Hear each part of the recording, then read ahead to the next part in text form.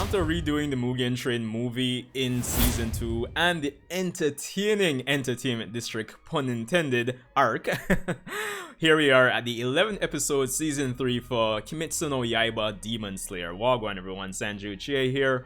Of course, I, have been doing reaction reviews on the Demon Slayer anime for, a little while now, give or take. So here we are, why not continue, right? So, 11 episodes for this season. It feels like we've been waiting quite a while for it, but here we are, and it kind of makes me wonder, like, how much more will they milk this, quote unquote, or will we see the finale of the manga be adapted within the next 2 years, give or take, if they don't do some wild, ridiculous thing to, repackage the content of this season into something. I'm just saying, but we'll see. But anyway, I hope you guys are having an awesome Easter Monday. Of course, be sure to leave a like, subscribe. Hopefully we can get to 2,000 subscribers before the end of the month, hopefully. All that YouTube jazz and blues, and yeah, let's get into it. All right, here we go.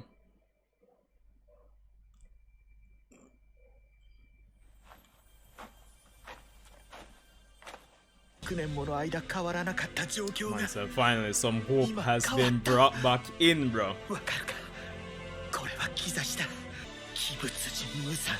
Michael Jackson. I must say, I probably didn't realize it since it's been off air, but honestly, the quality where Demon Slayer is concerned, I've honestly missed it. Like, this is looking real good so far. Zakaza. Yo. Again, it's just very cinematic, I would say. For the persons who actually went to the theater to actually watch this, woo, yo, cool. This must have been like awesome, just hearing it on the theater speakers and everything. To be honest, I know a lot of persons like clown on Demon Slayer to say, yo, it's only because of the animation and art, but like the positive silver lining in saying that, it's like just how things look compared, like between the anime and the manga. This is doing the manga justice, honestly. It's almost a night and day difference.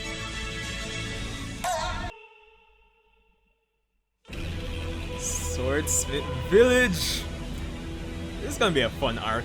Love the camera work so far. And Tengu. Where's Upper One? Dog, I've been here.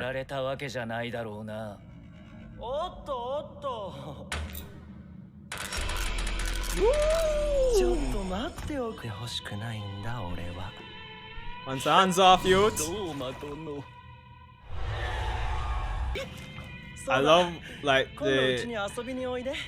I love the choice to kind of have Akaza like visually represent his unsettling, his uneasiness in the situation with them that kind of jumping blur effect, if I could call it that.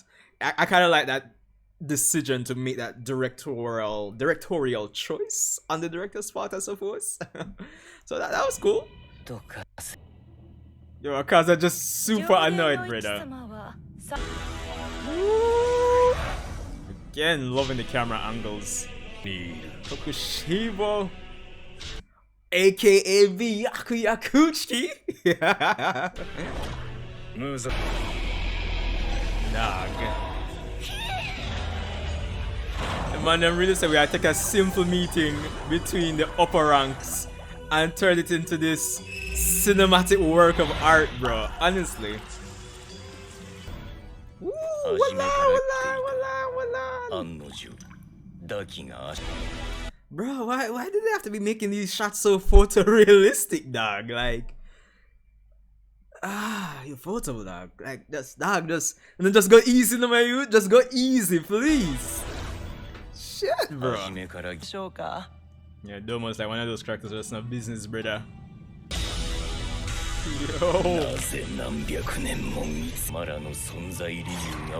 Man, exert my spiritual pressure.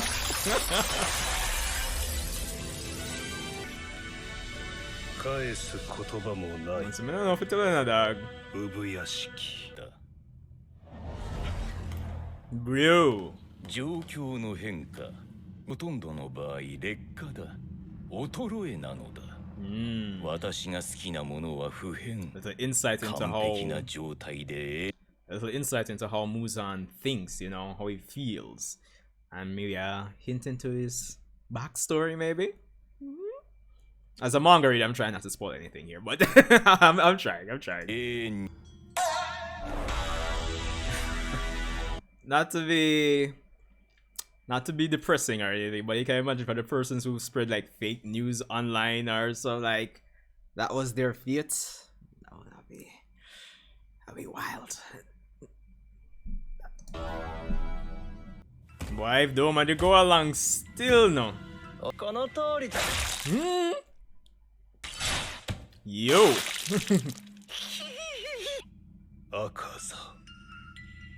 Yo.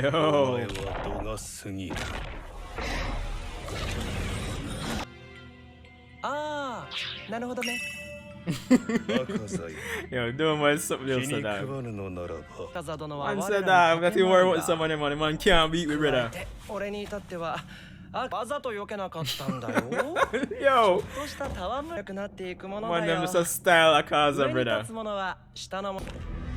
Yo!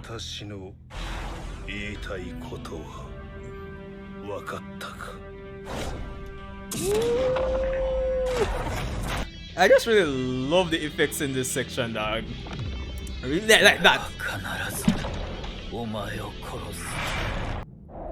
Woo! Yo! Intense, brother. Man, it's a cut, brother. I'm tired of this foolishness. But I guess it puts in perspective. I mean, for those of you that really hold Rengoku in high regard, and yeah, in some instances, he almost beat Akaza, but you know, slight spoilers, like Akaza wasn't going all out if I do admit that myself. But the fact that you have these two characters, I mean, naturally expect upper 1, upper 2 to be stronger than Akaza, who's upper 3, but it's like, it kind of was in perspective, the way they're kind of clowning on him in this scene here, honestly. Yeah, bro, you're the strongest person in the verse. You know, that kind of falls in part of my problems with Demon Slayer, but I guess we'll get to it eventually. There's a lot of convenient, oh, remember this time when my father did this, or remember this, you know, in some crucial moments. But man said I need to promote myself as a main character. Best boy. Man said dog, my days of demon slaying are over. Time for the ultimate foursome.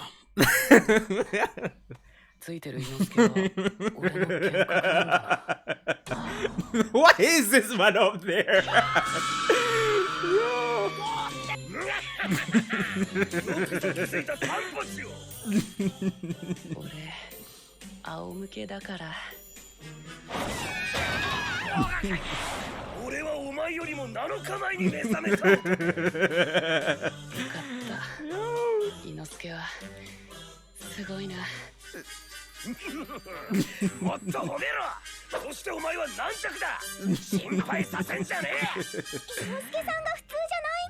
Inosuke's just funny, dog.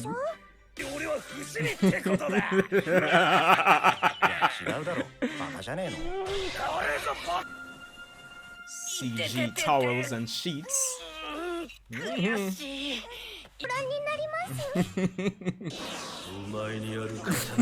Bomba.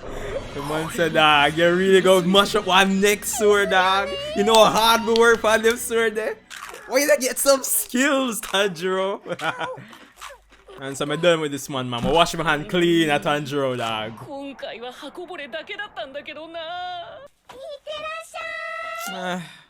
Oh, it's a beautiful woman would carry me like that. Alright, finally, the real reason we've been waiting on this season.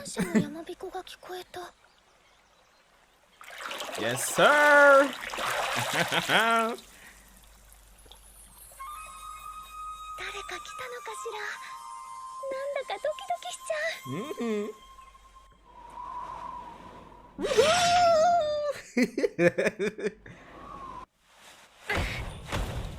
Ow! Dog! Wait,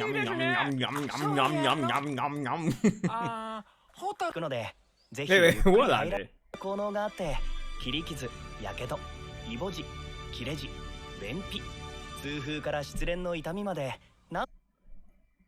Can it heal the pain of my empty pockets? Forgive me, that's stupid. Come on, Tanjiro, let's go, man. Yes, sir.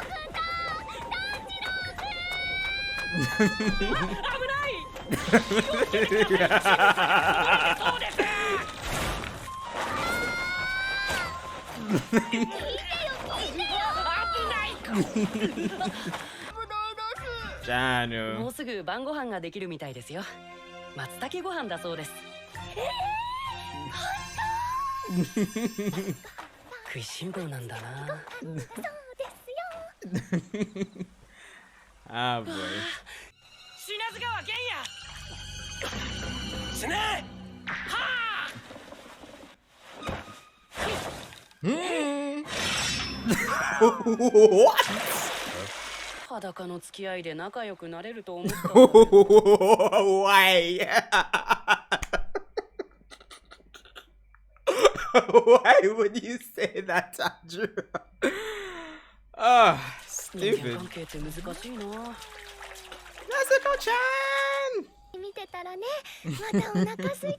Talk about a woman that can eat. Jesus.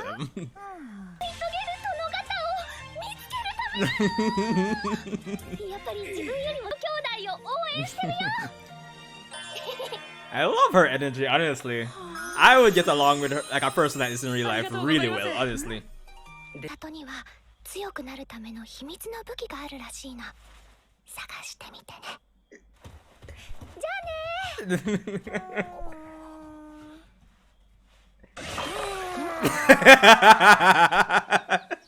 Yo, the kind of flirting that Tanjiro likes, right? Yo, Jadu. Gotcha! Oh, well, I guess, yeah, still, it's daytime, so yeah. Alright. I guess this is the new opening now.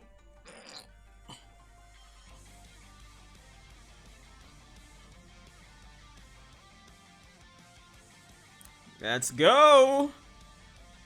Oh, it's Man with a Mission, nice. Of course, persons who are familiar with Gundam Iron Blooded Orphans will be familiar with this band. Oh, we're still going. Oh no. Alright, so that was an awesome start for the third season of Demon Slayer. Honestly, initial thoughts, initial impressions, awesome. Awesome. Like, I don't have much, if any, problem with the episode, to tell you the truth. But let's talk about it more. Alright, so as I said, that's the first episode of Demon Slayer Kimetsu No Yaiba Season 3. And honestly, this quote-unquote 1 hour, you know how it goes, it's 1 hour, but it has ads, so it brings it down to, like, you know, it's basically 2 episodes in one, essentially, so yeah. But honestly, this was an awesome start to Season 3. You know, going through the episode, starting with the, you know, at least the first major portion with the meeting of the upper ranks, I thought that was awesome in terms of how it was directed. You know, I think a lot of the time since I've read the mangas, coming back to Demon Slayer time and time again, it's such a treat, such a pleasure to see how they take the manga material and absolutely transform it into something cinematic. You know, ever since season 1, we've seen the quality in terms of art and animation when it comes down to Demon Slayer, but I don't know, every time coming back to it, especially after, you know, the break after a season ends and coming back to it, absolutely awesome to see. And of course, just the visuals when it comes down to the meeting of the upper ranks, the music choice, even throughout the entire episode, it really helped to set the tone. And as I was saying during the reaction section, the whole effect they had on Akaza, Muzan, and Kokushibo in the scene kind of really helped to sell the unsettling, like, yo, tension that was there. Like, anything can happen at any point in time. And it's interesting to finally meet the upper ranks. At least you get to kind of gauge your personalities, give our take. And it's funny to see how Muzan, I think at this point, is just fed up with everything. And it's nice to see that Muzan continues to get some characterization. They're kind of hinting to us, the audience, a bit more in terms of who he is as a person. As he said, he likes the unchanging, which could, obviously, given the nature of the demons in this series, a major hint at that he really and truly embodies this whole demon king aspect, like living forever. And who knows, that might be a hint at whatever this blue spider lily thing is that he's looking for. So I like that they kind of remind us what, even though we have the demons as this antagonistic force, they have their aim at the end of the day. I will, at least Muzan, in the grand scheme of things. So that was nice there. Of course, a little progression on both sides, because not only are the demons plotting something, because as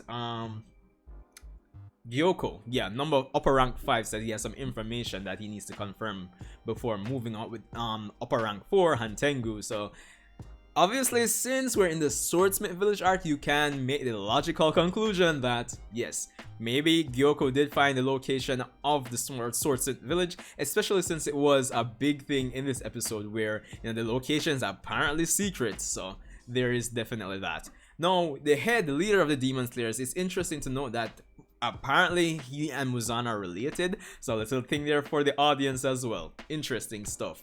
Now, going past all of that, we get some flashbacks with a character that we, see here and there throughout all of Demon Slayer, give or take. This swordsman with the red hair, which I think a lot of persons thought was Tanjiro's dad, but through the flashback we got in this episode, we realized it's not it's not Tanjiro's dad. But it's interesting, and we can start to make the connection between the swordsman with the special earrings that Muzan's DNA or blood seems to have some kind of fear of. I know in the reaction I said strongest in the verse, and that's no joke. And of course, again, this episode has persons asking even more questions, because we have Upper Rank 1 Kokushibo, who looks very similar to this person in the flashback. So you gotta wonder, are they the same person? And even by the end there, when Tanjiro bumped into the Miss Hashira, it's like, this person again. What's going on? So I like that the episode overall has us asking questions, especially if you're anime only.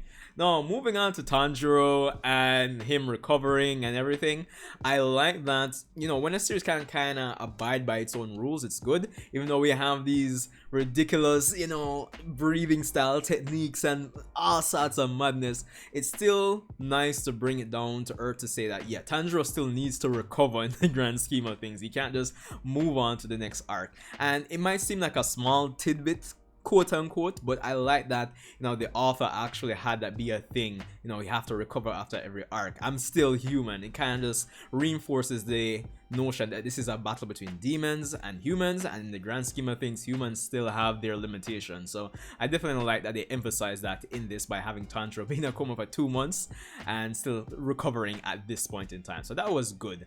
And this section here, we have Tanjiro waking up all the way to the Swordsmith Village. It just is a callback to form, essentially, when it comes on to Demon Slayer, when it comes on to the interactions between the characters, the comedy, best boy Inosuke, of course. And I think this arc kind of sets up a very interesting dynamic, because we've kind of been with Inosuke and Zenitsu for a while, and it seems like this arc is kind of building up to have Tanjiro not be with them for this arc. So it's going to be interesting. Kind of helps to draw us in when it comes on to just seeing how this arc is going to play out with Tanjiro not having Zenitsu and Inosuke with him. So that's gonna be fun to see, fun to watch. And of course, we are reintroduced back to 2 Hashira in this arc. So I mean, you love Rengoku, you love Uzui, And I mean, they're saying, okay, let's just throw 2 for 1. The more Hashiras in the art, the better.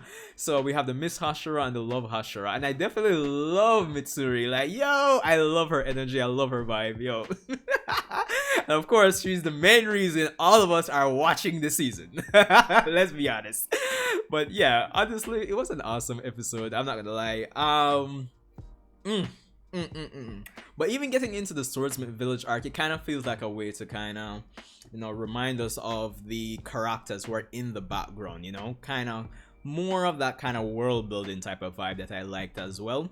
And the Swordsmith Village doesn't really seem like a big one. I like how they have it secret, they have the system to actually navigate towards it, so that was cool as well. A nice little tidbit, kind of explains why, probably reinforces why, you know, Muzan and the demons have had such a hard time locating not just the Swordsmith Village, but by the character's admission, even the leader of the Demon Slayer Corps, his residence is even harder to find. So it kind of probably explains why. And the way they even navigate to it, you know, if a demon even captures one of those Kokushis, I hope I'm saying that right, but they can't really like pry their brain, I guess, if they had any like demon arts like that for information. So, you know, little things like that kind of add up to why, you know, this makes sense why this character doesn't know this, or it makes sense why this faction of characters don't know that.